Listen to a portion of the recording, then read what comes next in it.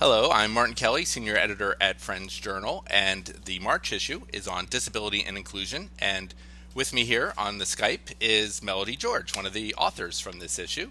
Thank you for joining us, Melody. I'm glad to be here. Thanks for having me. And Melody is a friend from Northwest Yearly Meeting, and she has an article in here, and I'll turn to the page. It's Imagining a Trauma-Informed Quaker Community. So this was really interesting when we read this. I'd like to know more about what it means to be trauma-informed. So professionally, you're a licensed clinical social worker, and you talk about the old medical model where folks would diagnose illnesses, assume that there's sort of a problem with someone, and get them out of the community. So is that fair of what the old model was, and what's this sort of new model that you've been professionally seeing? Yes, I think that's right. So, being trauma informed is really just about recognizing people's potential and also about recognizing the effects of trauma. So, in my work, I work with just two men in a pretty specialized program right now, and they have been institutionalized in state hospitals for decades. And really, what we're treating there is not so much a diagnosis of schizophrenia or any kind of diagnosis. It's really the effects of the long institutionalization and of stigma and trauma.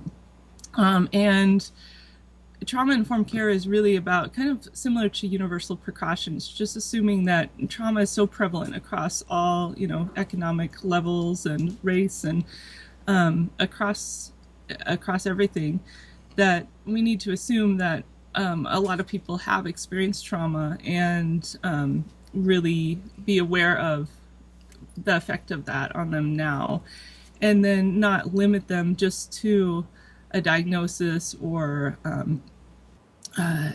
treating them with medication or trying to treat that diagnosis, but really being aware of that trauma and trying to help them heal from trauma. And so for my folks, a part of that is really developing community, and being fully included in community can help people heal from trauma. That's just one piece of it. So, in my work, it's not so much about the diagnosis as it is about the institutionalization and just the hard things that they've experienced. And then also, I talk a lot with my staff because I'm a supervisor there about parallel process. And that is that there's something called vicarious trauma or secondary trauma that we can also be affected by people's stories and by witnessing really difficult things. And so we also need to take care of ourselves and our own vicarious trauma. And, if I don't feel like I have power, and if I'm not giving my staff power, then they're probably not going to give power to the residents or help empower the residents in my program. So I also think there's a piece of this about the staff and how we treat each other and how our programs are structured so that we can help with healing and liberation, and not keep people kind of just assigned to a diagnosis. And so, yeah, it's also really the other piece is really about potential. And so often I think we get kind of stuck in a single story. That's been a common theme lately, the danger of a single story. And I think that really limits people's potential. And that's kind of the old medical model, was that you're a person with schizophrenia or you're schizophrenic, and that you just need to take these pills and follow our treatment regimen for you, and then you can achieve recovery. Well, trauma-informed care is really not about that. It's really seeing a whole person and seeing that a person has potential and not limiting that person's potential. Sure. And now, how does this play out in the religious community, a Friends meeting, Friends church? What happens?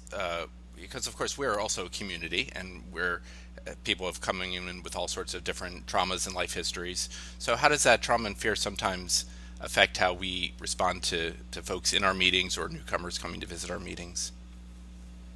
Well, I think it just puts people in the role of recipient of service everywhere they go.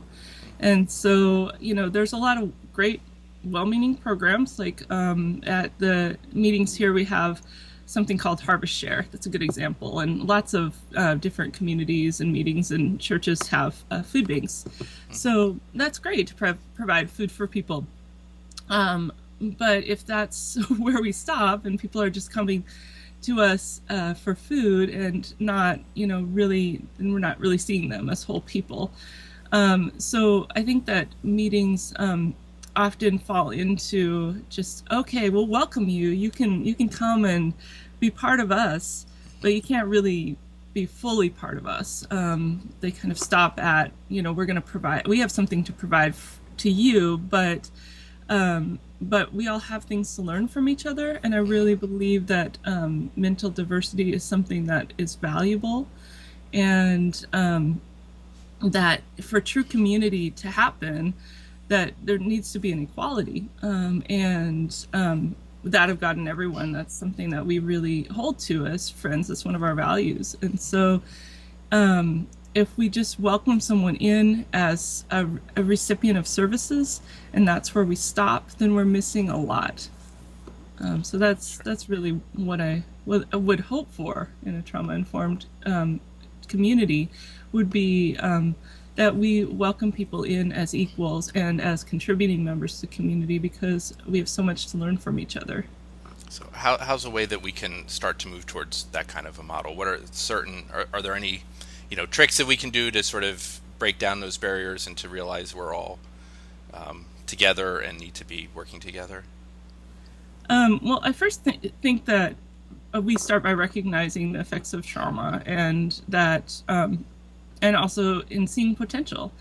So there are, sometimes people can be triggered by things that happen in meetings. So there are lots of access barriers to meetings. So, for example, someone might have a panic attack in the middle of a meeting because of something. Maybe someone just walks in that looks like someone they used to know, a past abuser, or maybe someone is triggered by something that's said, because it reminds them of something from the past. In that case, like, just to have that person have a safe way to disengage and re-engage. So I think that's one piece of it. One of the things that happens as well that I've seen is that if a real crisis happens, which can happen with any kind of hospitalization, or maybe there's an addiction issue, there's lots of things that can happen that can lead to crisis, then we need to watch out for that single story, because what happens is that crisis is one moment in time. And so I have to remind myself of that professionally as well. Is that recovery is non-linear, and it's a journey. And so if we only see that single story of this is a person with bipolar disorder, for example, or schizophrenia, or this is a person with a mental illness, and they were in crisis this one time, and we're stuck there. Maybe they did something that violated boundaries, or they did something that hurt us, but we get stuck there and we can't see past that. So I think what communities can do is they can help in crisis, moments of crisis, but then there can be a reconciliation later, where the person can come back and do some kind of restorative justice. And maybe there is a reason that they can't be a full member of the community, but at least there can be an attempt to restore them to that place in community, because that moment of crisis is one point in time on someone's journey. And so if then we just get kind of stuck in that narrative and single story about that person, then I think that's kind of a trap. Then and I really believe if everyone's not welcome, then none of us are really welcome. We all are kind of, our liberation is tied up together. That's kind of something that has been taught in liberation theology, that if we can't do what we say we believe, then that's a problem for us. So I think that, let's not get stuck. And I understand this is difficult, because communities we have to look at the good of the individual and the good of the community. But let's not get stuck in this single story that just labels someone or that perpetuates fear and stigma. Hmm. Let's like provide opportunities for reconciliation. Great. And so you've imagined. I don't know if any of us have quite experienced, but imagine this sort of kind of meeting community, church community that has done this. I was wondering, like, if you walked into a church like this that has sort of figured out trauma uh, approach here, how would it look different? Would it look different? How would you sort of feel a sense that there was everyone coming together and really kind of caring about each other and wrestling with, and it sounds like just a lot of time intensive and work here together as a community to be together. What would it look like? How different would it look? Well, I think that people would feel safe to be vulnerable. I mean, that's one of the things that I've found, to share things about their experience and to then not, have safety in that. So, and like that goes for all of us. So, Certainly. um, it would look like everyone's gifts being honored. So maybe I have one of the other things I've seen is that older people sometimes their gifts don't get honored in community. Maybe they feel a little discarded because they used to be really active and now they can't for some reason. So there we would be able to hear their story and honor their gifts that they bring. That really like everyone would have a place in a community as an equal, and everyone would have a voice, and we would all, really appreciate and learn from each other. I think that's kind of what it would look like. I know maybe that's not enough nuts and bolts for you, but that's part of it. And then in meetings for business, we would everyone again would have a voice in that, and I think we would make sure that we were removing access barriers and aware of those things. So, maybe if someone, has physical access barriers, we would look at that as far as like, hearing difficulties, or maybe if someone needs to have something to write with, or needs their phone, or needs some kind of like one of my friends shared that he is really sensitive to people touching him or hugging him because of his PTSD. So, we would be really sensitive to that. Make sure if we know someone has PTSD that they're, able to sit near a door and have an exit, Sure. and Yeah. we're not going to initiate touch with them.